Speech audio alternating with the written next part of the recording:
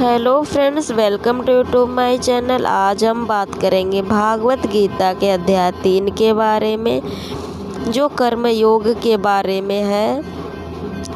जय श्री कृष्ण, आपका स्वागत है गीता ज्ञान श्रृंखला में। आज हम समझेंगे भागवत गीता अध्याय 3 कर्म योग।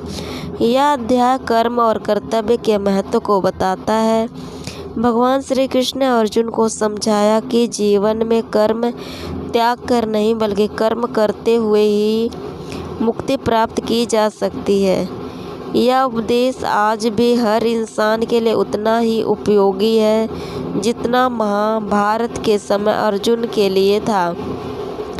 अर्जुन ने भगवान से कहा, हे माधव, यदि ज्ञान श्रेष्ठ है तो फिर मुझे युद्ध जैसे कठोर कर्म में क्यों ढकेल रहे हो।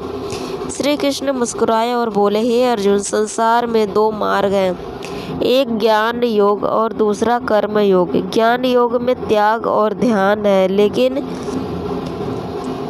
सभी के लिए यह संभव नहीं है। अधिकांश लोग कर्म योग के मार्ग पर चलते हैं। कर्म करना ही जीवन का धर्म है। हे अर्जुन, अपने नियत कर्म को अवश्य करो, क्योंकि कर्म करना अकर्म से श्रेष्ठ है। मनुष्य कर्म छोड़कर कभी सुखी नहीं रह सकता है। मनुष्य क्षण भर में भी बिना कर्म किए नहीं रह सकता। जैसे श्वास लेना, चलना, सोचना, ये सब ही हमारे कर्म हैं।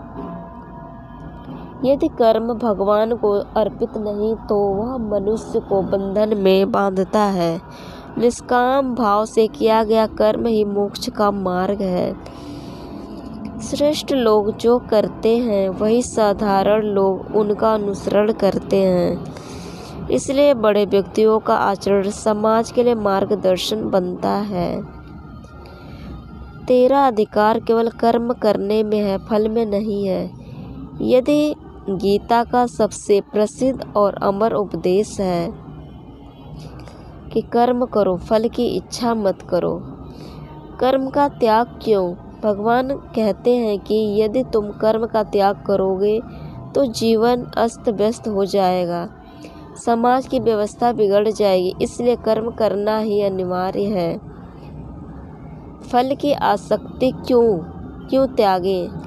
जब हम फल की इच्छा से कर्म करते हैं तो वह फल नहीं मिलता तो दुखी हो जाते, लेकिन जब हम कर्म को भगवान को अर्पित करते तो हमें शांति मिलती है। यज्ञ भाव से कर्म का अर्थ है, यज्ञ का मतलब है त्याग और समर्पण। जैसे किसान खेती करता है तो उसका श्रम दूसरे समाज का पालन करता है, यह भी यज्ञ है। समाज की जिम्मेदारी है। बड़े लोग या नेता यदि अपने कर्तव्य का पालन नहीं करेंगे तो समाज भी ढीला हो जाएगा। इसलिए श्रेष्ठ लोगों को आचरण समाज के अनुसार ही करना चाहिए।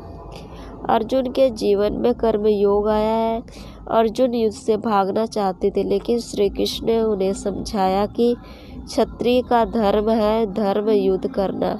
यदि वह भागेंगे तो कायर कहलाएंगे और पाप के भागी भी होंगे। हमारे जीवन की सीख है कि गृहस्थ अपने परिवार का पालन करता है, शिक्षक अपने छात्रों का मार्गदर्शन करता है, किसान अन्न पैदा करता है, सैनिक देश की रक्षा करता है। ये सब कर्म योग के उदाहरण हैं। निष्काम कर्म